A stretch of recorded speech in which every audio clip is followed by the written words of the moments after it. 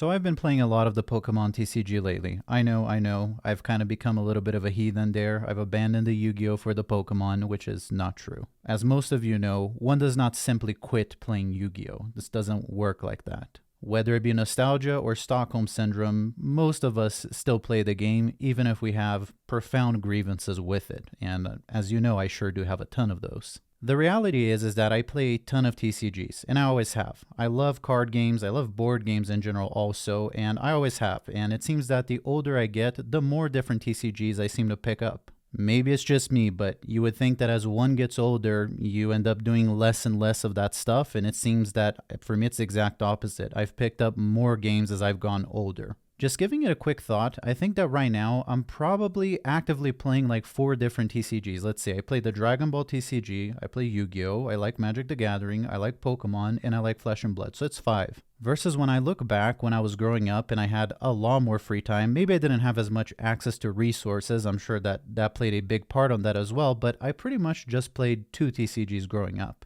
And those 2 card games were Yu-Gi-Oh! And Pokemon, and I actually did play Pokemon, I didn't just collect. Primarily, everybody collected Pokemon, but I did actually play the game. Realistically speaking though, Pokemon is something that I wouldn't say that as I got older I abandoned it, because I never really did. I did give up my collection, I've given up collecting cards in general. I wouldn't really say that I grew out of Pokemon or anything like that. It's not that I became too mature for the game or whatever. It's just that Yu-Gi-Oh! Overtook my life. Yu-Gi-Oh! Became such a bigger part of my adolescence in general that I just didn't have time for Pokemon, I guess. And it's interesting that it was in my adulthood that I got more into Pokemon, way more than when I was a kid. Generally speaking, what I've observed is that most people who partake in the Pokemon TCG hobby in general are collectors. Most people that collect don't really play the game. Versus something like Yu-Gi-Oh, which definitely has a side of that as well, but the vast majority of people don't necessarily collect. They play the game to play it, not to collect. So as of recent, I've been playing a lot of the Pokemon TCG, and I don't play the physical game. To be honest with you, I've said this multiple times on this channel, there is no TCG that I physically play, maybe Magic, but generally speaking, I don't. I much prefer digital versions of card games. It's just way more convenient. I don't have time to like drive to the card shop every weekend and,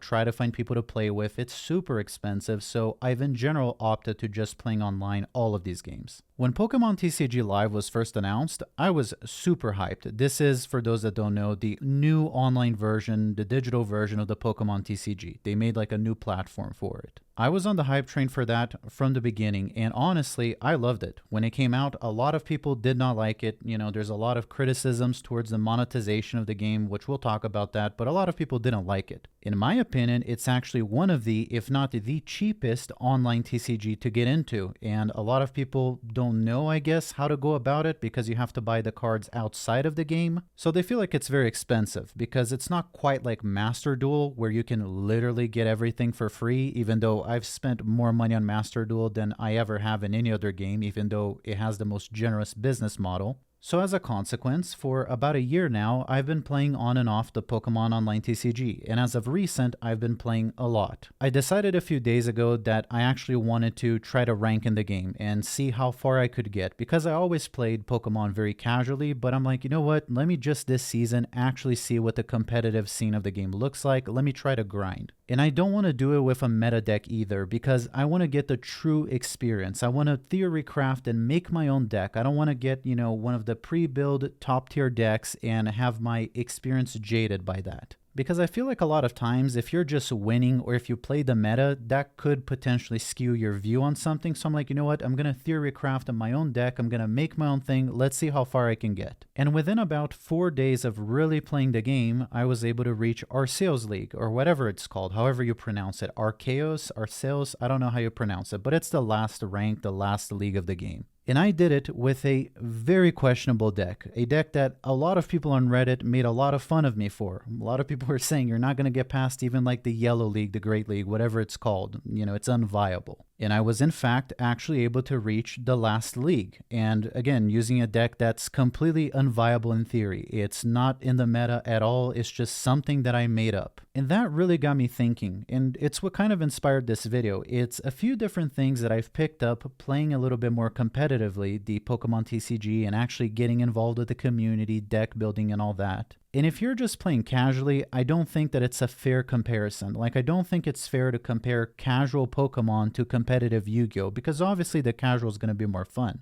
And that's really why I've never made this video. Although I've had some of these sentiments in the past, I didn't feel like it was fair because at a casual level, Yu-Gi-Oh! Is very fun. It's when you start getting into modern competitive day Yu-Gi-Oh! Where the fun dies, for me at least. And that is not the case at all with Pokemon. It's actually the exact opposite. Now that I've reached the highest league of the game, now I'm even more inclined to play the game even more. I'm more excited to see what the game throws at me. Which is a huge contrast to my experience with Master Duel, with Yu-Gi-Oh! Normally when I grind rank in Master Duel, I get tired of it after a while. I usually get close to the last rank in Master Duel, or at least the last tier, but by that time I'm pretty much fatigued and I need like a 1 or 2 month break from the game. I get really tired of it pretty quick. And why is that exactly? Because all these other TCGs that I've mentioned, Pokemon, Magic the Gathering, Flesh and Blood, Dragon Ball, all of those games, I don't really get tired of any of them. The only game that I actually seem to get tired of is Yu-Gi-Oh! And why is that? Because Yu-Gi-Oh! Is my favorite. Out of all the TCGs, that's my favorite. But why is it the most fatiguing? I really just burn out of Yu-Gi-Oh! After a while. And this was never the case. Like growing up, I could play Yu-Gi-Oh! All day, every day. I never burned out of the game. And I also never really burn out from Goat or Edison or alternative formats in Yu-Gi-Oh! It's only the current modern ranked game which identifies to me a very clear problem. And I wanted to explore and analyze that a little bit because I think there's an interesting conversation to be had within this niche that is modern competitive Yu-Gi-Oh!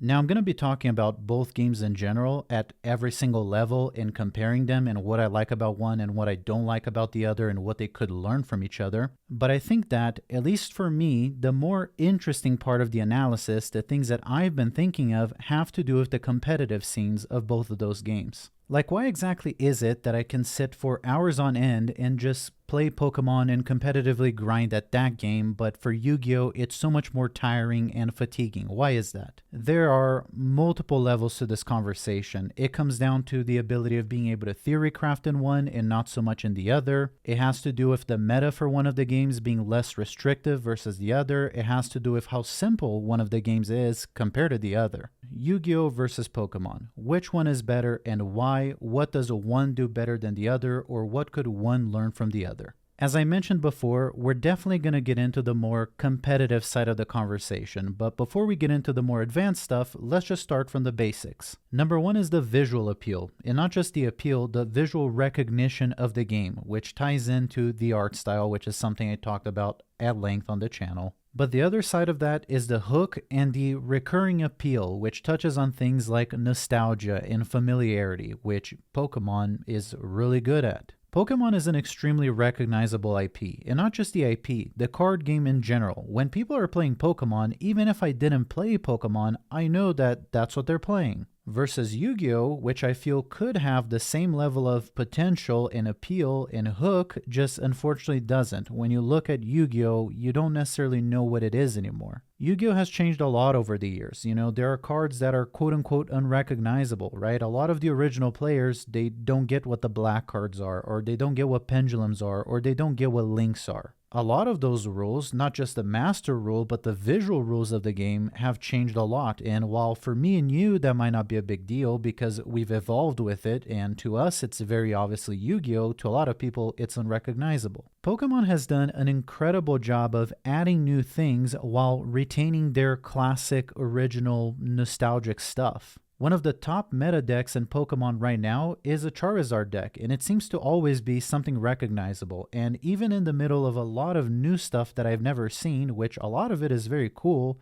you still see a lot of the classics. So I think that at least when it comes to integration of new stuff, Pokemon has done much, much better because they haven't replaced the old with the new. Albeit that not everything that they've designed is great, right? Some of the Pokemon designs are really crappy, but it's inevitable. When you're constantly making new stuff, not all of it is going to be great. But what they've done, and they seem to be very aware of, which to me is obvious, and Yu-Gi-Oh! Should be obviously aware of this also, is they know the hook and the potential that their original IP has. The new stuff hasn't replaced the old stuff. It's been slowly integrated alongside with it. Some of the first examples that pop into my head are actually a lot older by now. These are very old Pokemon, but they're not part of the original classic generation, but I'm just using this as an illustration, as an example. Off the top of my head, one of the first examples that comes to mind is a Pokemon like Lucario, which by now he's fairly old, but he's not part of the original cast of Pokemon. Lucario is an extremely iconic Pokemon, so much so that he's even on Smash Bros. For a reason. Everybody pretty much that likes Pokemon knows who Lucario is, and he's not part of the original 151. The show never really was Pikachu, Charmander, Bulbasaur, and Squirtle, and Lucario, right? That's something that got introduced way later, but became extremely iconic.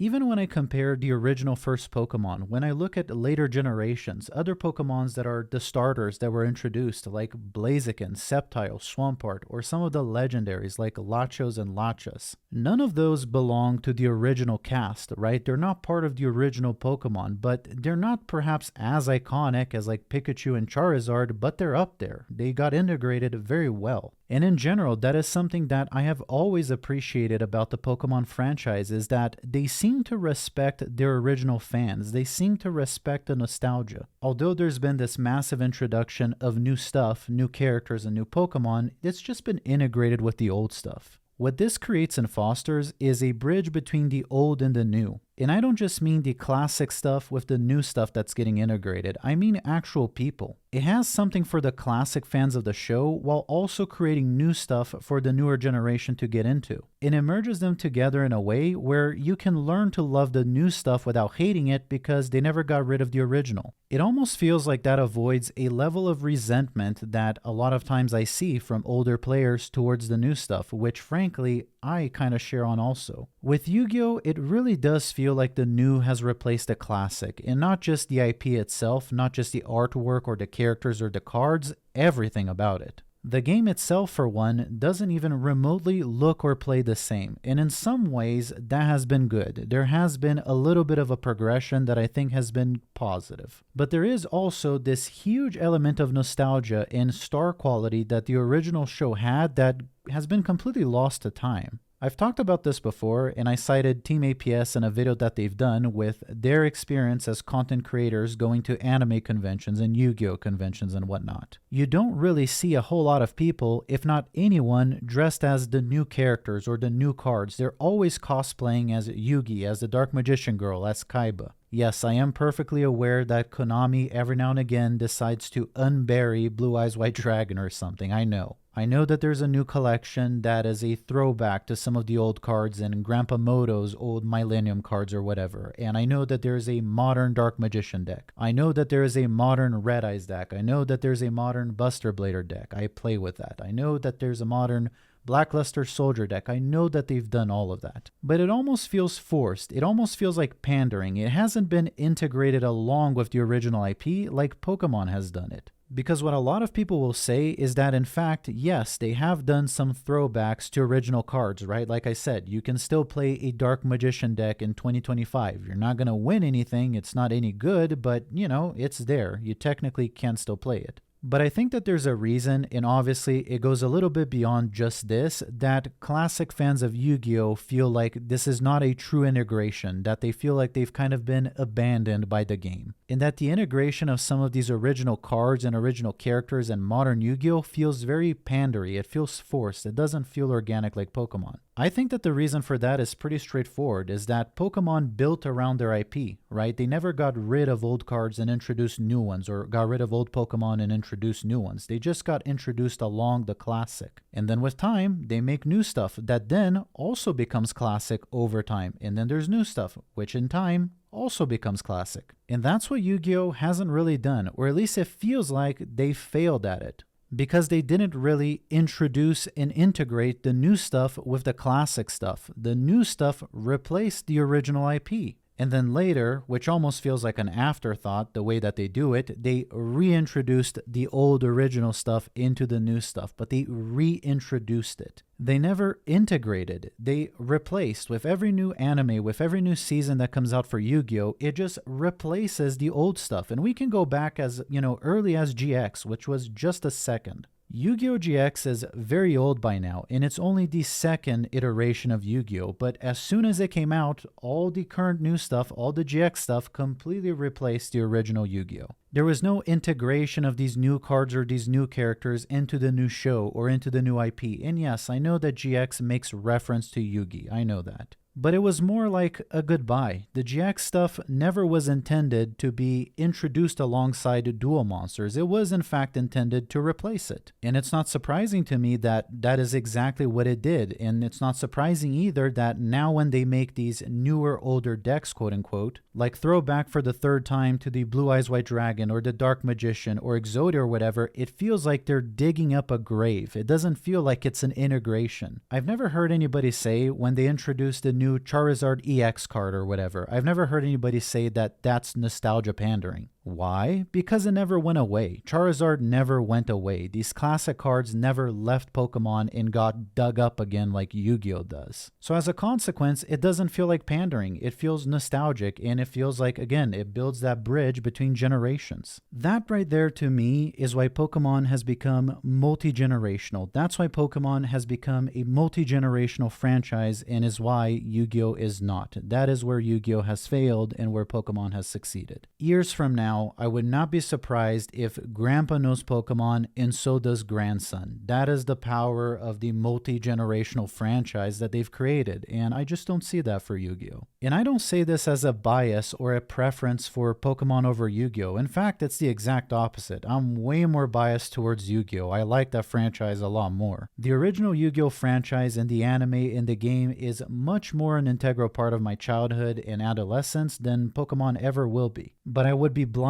not to acknowledge that Pokemon has done a way better job of preserving their original IP, which is something that for over a year now here on YouTube I've been criticizing Yu-Gi-Oh! For. And then people will tell me that all these original cards that I like have gone reprints and you can still play with the Dark Magician, and I think people are kind of missing the point. I'm not going to repeat myself again, and I'm going to move on to the next points, but there's a big difference between resurrecting or reintroducing something versus integrating it. One of those feels very scummy and complete nostalgia pandering versus the other one feels extremely organic and natural. Now let's move on to point number 2, which is the gameplay. Now I believe that Yu-Gi-Oh! Has always been a far superior game than Pokemon by every metric in every way that you can imagine, and if I'm being completely honest, not just Pokemon, every other card game out there. I have always felt that Yu-Gi-Oh! Has the best and most original gameplay out of any other TCG out there. It's always felt to me, and maybe this is a little bit unfair to say, but most games feel like Magic the Gathering ripoffs, and Pokemon is no exception. Yu-Gi-Oh! Has always been the most original of the card games because of that box of text that we all complain about and we all hate. The truth is that has made the game very unique. And not just the way that the game plays, everything that's going on in that box of text, those multiple paragraphs in there really allow for a lot of creativity and a very unique game, but it's also a huge barrier to entry. And I don't think that that's necessarily the worst thing. Yu-Gi-Oh! Has always been just a little bit more unapproachable than other card games for a series of reasons, and I don't really always think that that's necessarily a bad thing. I've criticized Yu-Gi-Oh! Plenty. I feel like the game nowadays is overcomplicated. I feel like we've gone past that point of uniqueness and now it's just crazy. But there is something to be said about appealing to a little bit more of an older audience, and an audience that's a little bit, dare I say, quote-unquote hardcore. That's kind of cringe to say. But it's kind of true. It's a lot easier to get into something like Pokemon than it is to Yu-Gi-Oh! Even older Yu-Gi-Oh! Even if you go back to like 5Ds, like no comparison. And that is something that I actually think has always been a strength for Yu-Gi-Oh! That complexity, that a little bit more in-depth strategy in game works in Yu-Gi-Oh's favor, always has. When you look at the original Duel Monsters game, it wasn't nearly as complex, but even then, there was still more going on in that game than there was in Pokemon. And even though I am clearly a Yu-Gi boomer and a big advocate for the original IP to come back and that be the face of the game itself has evolved in a positive way. And when I say that, I think I need to make a big distinction, which is where this conversation starts getting a little bit confusing and muddy, but up until 5Ds. I think around the 5Ds era, or maybe a little bit after that, when the XYZs came out, around that point was peak Yu-Gi-Oh! That was a point for Yu-Gi-Oh! Where it expanded on everything that we already loved about the game. Yes, the game lost a little bit of its essence. I've talked about that. The art and whatnot was kind of lost. That aspect of the conversation right there, I'm not the biggest fan of, and I've talked about that plenty. But when it comes to the gameplay, I think there's been a clear progression and evolution. I think that as far as the gameplay goes, Yu-Gi-Oh! Did a wonderful job of doing exactly that, expanding on their rules, expanding on their game and on their IP when it comes to gameplay. I think that 5Ds, at least to me personally, is peak Yu-Gi-Oh! I think that that was when there was a perfect balance between complexity and ease of understanding and access. There was a perfect balance there. The game at this point was super high octane and fast enough to where it was very exciting and very fun to play, while also, there was no turn 1 boards. Generally speaking, unbreakable boards, turn 1 combos, overly resilient engines, 1 card combo starters that just start the entire engine of the deck, those things that are a problem now weren't as much of a problem then. And at this point in time, I believe that Yu-Gi-Oh! Was the best and most unique TCG out there. Nothing even came close to Yu-Gi-Oh! At this point. Even close. What unfortunately ended up happening with Yu-Gi-Oh! Though that did not happen with Pokemon? Well, Yu-Gi-Oh! Flew too close to the sun. The Yu-Gi-Oh! That we see today has been a progressive and destructive evolution of something that was once very good and was a positive evolution. It's an evolution of something that at one point had hit its pinnacle, it had hit its apex, it had hit its point of perfection and kept going. It's almost like Yu-Gi-Oh! Missed its bus stop. It had arrived to this perfect point in its evolution and it just kept going and destroying itself. Pokemon, on the other hand, for the most part, never really changed. It knows what it is, it knows what it does, and it just kept doing the same thing, and it's pretty serviceable. Like I said at the beginning of the video, I've never enjoyed the Pokemon TCG more than I enjoyed Yu-Gi-Oh! At its peak, more than I enjoyed Yu-Gi-Oh! During GX, or during 5Ds, or during the XYZs, even the OG Yu-Gi-Oh! But I do enjoy the Pokemon TCG more now than I do current Yu-Gi-Oh! And actually, I enjoy more any other card game than current Yu-Gi-Oh! Whether it's Magic, Flesh and Blood, whatever. I like them all better. I never abandoned Yu-Gi-Oh! Yu-Gi-Oh! Abandoned me. And I don't want to get into that conversation because I have a whole playlist of videos just talking about that. Let's get back to the point at hand here. Let's move on to the next point, number 3, which is the competitive scene and the competitive gameplay. Now here's what I gotta start just by saying and getting out of the way, just fully revealing my bias when it comes to this. I fucking hate competitive modern Yu-Gi-Oh! I hate it. I do still play the game because it does scratch a specific itch, which is something I'm going to talk about. Yu-Gi-Oh! Does still scratch a specific itch that no other card game really does. Yu-Gi-Oh! Has this sweatiness, this grindiness, this getting into it feeling that no other card game seems to have. There is something, even as much as I hate modern Yu-Gi-Oh!, that I gotta say that is still unique to Yu-Gi-Oh! Till this day. There is something in that game that only it has. And I think that what that it is the level of complexity that only Yu-Gi-Oh! Can provide. Always has been and always will be the only TCG that provides that experience at that level. Well, why do you hate it then? Because I remember what it used to be. I don't hate it on its own merit. I hate it because I'm comparing it to something that I believe is a lot better. When I remember 2010 Edison, when I remember 5D's Yu-Gi-Oh! And I compare it to modern Yu-Gi-Oh!, I want to fucking scream. But that doesn't mean that modern Yu-Gi-Oh! Offers literally nothing, and that there's nothing unique about the game, or that it still to some extent doesn't scratch that itch. It does. It's just that the game has evolved in a way that's a lot more annoying and a lot more tedious, and I get tired of it way faster. I can probably get in a good 5 games of Yu-Gi-Oh! Before I'm just like burnt out and I need a break. And I think if I think of like the total season in a month,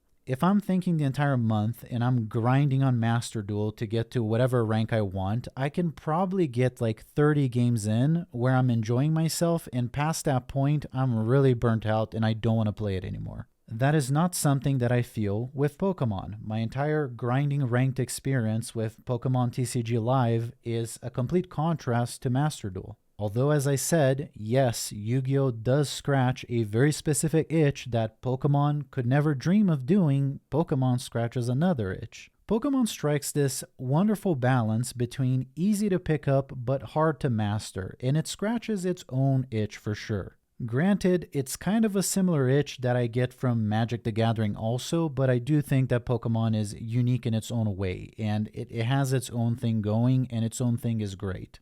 I think that a big reason why this is the case and continues to be the case over the years is because Pokemon has a proper rotation system going on. The game doesn't have to constantly reinvent itself for the sake of sales. It doesn't have to get crazier or quote-unquote evolve to make more sales. Pokemon just rotates into another season, and that's how they make their money. But the core of the game has remained the same for years, and the core is wonderful for what it is. Now granted, Pokemon is starting to suffer from a few problems that Yu-Gi-Oh suffers from that I'm not liking to see, but they're very mild. Current competitive Pokemon is indeed starting to suffer from some very familiar problems that I've seen this movie before. It's starting to suffer from excessive deck search, generic boss monsters, generic cards that apply to every single deck even if they don't fit that build, quote unquote. It's starting to suffer from excessive deck search. It's starting to suffer from generic boss monsters and generic monsters that fit into every quote-unquote archetype. As a Yu-Gi-Oh player, I'm very familiar with where this road ends. I'm very familiar with this evolution of problems, and I hope that Pokemon doesn't keep going down that direction. One thing that I have always loved and I have always felt that was very unique about Pokemon is that you build a deck. Of course, you can make hybrids, but generally speaking, you build a deck that fits into this mold, this energy archetype, right? You either have a psychic deck or a water deck or a grass deck, and the deck looks a certain way.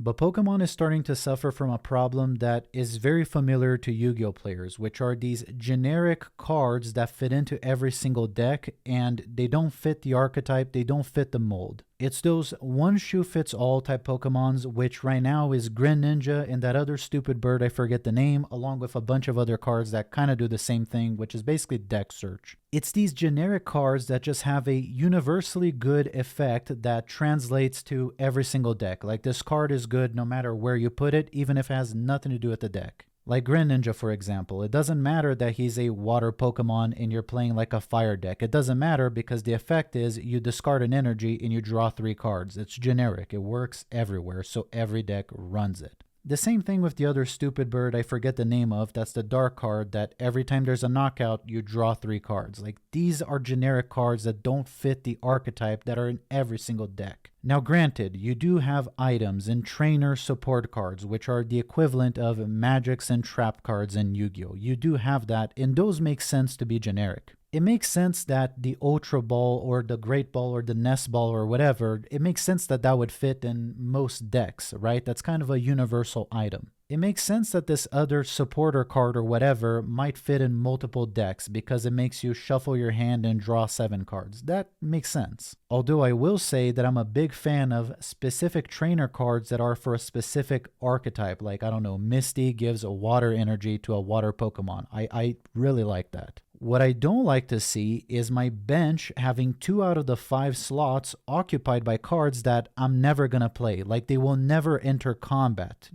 They serve one purpose. The only purpose that Greninja serves is just to sit on my bench, never be played, and just be used to draw more cards. That is his only use in every deck. I don't like that, and I don't think it's good for the game. It's a problem that Yu-Gi-Oh! Has been suffering from for years, which are these generic boss monsters that every single deck can make, and every single board ends in these same generic boss monsters, and as a consequence, the game ends up feeling very samey, even if the route for you to get there was different. Pokemon is, granted, not to as an extreme extent as Yu-Gi-Oh!, starting to suffer from that. I would like to see this go. I hope this is not a trend that continues in Pokemon. I've seen this movie before. It doesn't end well. It's not good for the game. I don't fucking like it. Get it out. The other thing that Pokemon was starting to suffer from, which they've since corrected, was another basic Pokemon problem. And when I say basic, I mean literally basic cards, which if you don't know, in Pokemon, a basic card is just, it's like a normal summon on Yu-Gi-Oh! It's a card that's not a fusion, it's not an XYZ, it's not a synchro, it doesn't require a tribute, you just play it. Pokemon was starting to suffer from a problem where those cards were just too good, and they were overshadowing and replacing 3 evolutions. Meaning it would make more sense to play something like Mewtwo or Moltres or Articuno, like a basic legendary card versus evolving a Charizard. That was starting to be a problem for a while, but because Pokemon is blessed with rotation, that is something that they have since fixed. The game is not completely absent from that problem. It's not like there aren't strong basic cards, but they're clearly putting an emphasis on evolutions, which I believe is a very good thing because that is Pokemon's whole thing. That is the whole gimmick of the game. That is the only thing that makes Pokemon different from Magic. And I say that broadly. It's obviously not the only thing, but the main thing that makes Pokemon unique and different is evolving your Pokemons. That's the gimmick. So when you replace that with just basic legendary cards that don't really require that evolution or that evolving condition, you broke the game. You kind of ruined the whole gimmick, the whole thing that makes the game unique. But, to their credit, they have realized that and they've addressed it, which unfortunately has spawned the most annoying fucking card that I hate the most, which is Charizard EX. But regardless of how I feel about Charizard EX, it doesn't change the fact that I think this was a very good change and it can only happen because of rotation. Yu-Gi-Oh! Cannot afford the luxury of making a whoopsie and fucking the game and just going back in time like Pokemon can or Magic can. It doesn't have rotation. Once Yu-Gi-Oh! Introduces a new mechanic or evolves to a certain point, there's no going back because there's no rotation, so you're forever stuck with this now. Oh, you don't like the pace of the game? You feel like it's gone too crazy? You don't like the summoning mechanic or this was a bad decision? Too bad, there's no rotation. It's the game now. Some might say that that is Yu-Gi-Oh's biggest blessing and biggest curse. I think it's just a curse, but a lot of people like the fact that it doesn't have rotation. I have said this many times on this channel before, but I'll just say it again. I think that Yu-Gi-Oh not having a rotation is a mirage. It's not true. It does have rotation. It unfortunately has the worst type of rotation though. We get our rotation through ban lists and through new sets that overpower old sets. Oh, but technically the game doesn't have a rotation and you can still play with your Cyber Dragon deck from the GX era in current Yu-Gi-Oh! There's no rule that prohibits you from doing that. Sure, but I think that most of us are smart enough to see that that's just a gimmick. If you try to do that, you're just gonna get stomped. I should know. I'm still trying to play X-Sabers in 2025. It just doesn't fucking work. No, you can't. Which leads me to my next point when it comes to competitive Pokemon and competitive Yu-Gi-Oh!, which is the meta. Yu-Gi-Oh! Like Pokemon has a ever-evolving competitive meta, and it's also very clearly defined. There is a tier list for both games. The difference though is how rigid that tier list is, how strictly better one deck is over another. In Yu-Gi-Oh! If you want to play off meta, you might as well not even try. Your deck is not going to have the slightest of chance of winning. You're going to get not only completely stomped, you're going to get locked out of the game. You're not going to be able to play. Versus Pokemon, and this I love, although it does have an established meta and a tier list, you can very easily escape that and completely ignore it. Sure, absolutely. If you play the top tier meta deck, you have a higher percentage chance of winning, but that doesn't make other stuff unplayable because of how the game is designed. Again, in order to rank up on the Pokemon TCG, to be able to continue climbing the ranked ladder, you have to win more than you're losing. And I was playing a deck that not only was completely off meta, it's a deck that I just made up, and it's kind of universally agreed that it's not that great. A lot of the cards that I'm using here on the deck that I used to progress through the ranks and get to the final league here are cards that people would probably say are very bad. Like bad at a level that they probably don't even belong in the game. I disagree with them. I've had some heated arguments, I guess, with people on Reddit. I don't really agree, but most people feel that way. Not just my entire deck's core doesn't belong anywhere near the meta, like Gengar, Arbok, none of those are in the meta anywhere. And then we get even more drastic, where I'm using cards like Absol EX, which are unanimously agreed that that is one of the worst cards ever printed. 99% of people would tell you that that this card serves no purpose and has no place in the current meta. It's just that bad. Now, I kind of disagree with them because it makes sense within the strategy that I made up. It kind of makes sense within the context of this deck, not in isolation. But most competitive players would look at this card and look at my deck and say that it has no place in ranked, it has no place in competitive, like you will not win with it. But the reality is that I did, and I did a lot. Again, to rank up, you gotta be winning more than you're losing, so obviously it fucking works. Now, is it the best deck? Did I reinvent the meta or something? Absolutely not. It's objectively worse than most of the meta decks, in my opinion. It's just worst. The reason I'm playing it, though, is because I think it's fun. It's a strategy that I created. I came up with it. I'm like the only one using it that I came across. So to me, that feels fun. That feels unique. I like playing stuff that nobody else is. I like theory crafting. I like creating my own strategies. And Pokemon allows for that. Yu-Gi-Oh doesn't really. Pretty much everybody just net decks. Nobody theory crafts their own deck and is very successful. For the most part, we're all just copy pasting the top tier decks of that season, and that's what we're running. In Pokemon, you don't have to do that. Now, if I was going to an actual tournament and I was playing for money or something and I needed to win no matter what, that's probably not the deck that I would use. Again, there is a meta. There obviously are decks that have a higher win percent than other decks. That for sure is obvious. But that doesn't mean that the meta in the game is so strict that you can't create your own stuff and still win and still have fun and do really well. The meta is not strict to the point where you can't have any level of creativity, where you can't make your own cool stuff up. You can. The fact that I got to the very last league using this deck proves that, because the vast majority of people would look at this deck and would tell you like it's unplayable, it's that bad, it's uncompetitive. But because of the way that Pokemon works, cards are not strictly that much better than one another. It doesn't work like that. The margins are not that high. So while of course the constant scenario that I'm playing against is, optimize the meta decks that do have a higher percentage chance of winning against mine, that's just reality, that doesn't mean that I can't win, because the margin is not that big, versus in Yu-Gi-Oh, it's huge. The margin is just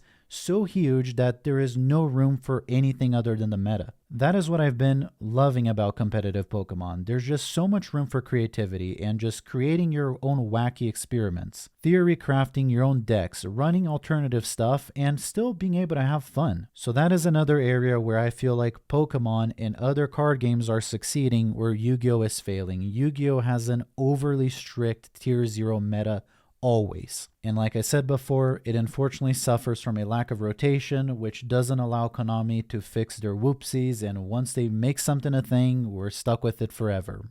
Pokemon doesn't suffer from that. I could keep going and comparing very specific things and make this a 5-hour video, but I think I've conveyed the vast majority of the points that I wanted here, and the video is already really long. These are my opinions and the major differences that I've observed between competitive Yu-Gi-Oh and competitive Pokemon, in some crucial things that one has done better than the other, or one is succeeding over the other. I think that Yu-Gi-Oh has and has always had far more potential than Pokemon does, because of the sheer complexity of the game. But it's a lot more fatiguing, it's a lot more annoying when it comes to the core loop of the game. What every single game comes down to, it's not as enjoyable right now as Pokemon, but it could be, and it used to be. If you stuck with me till the very end of the video, as always, I thank you for your time. If you enjoyed this video, don't forget to leave me a like, and I hope you have a great weekend. Thanks for watching.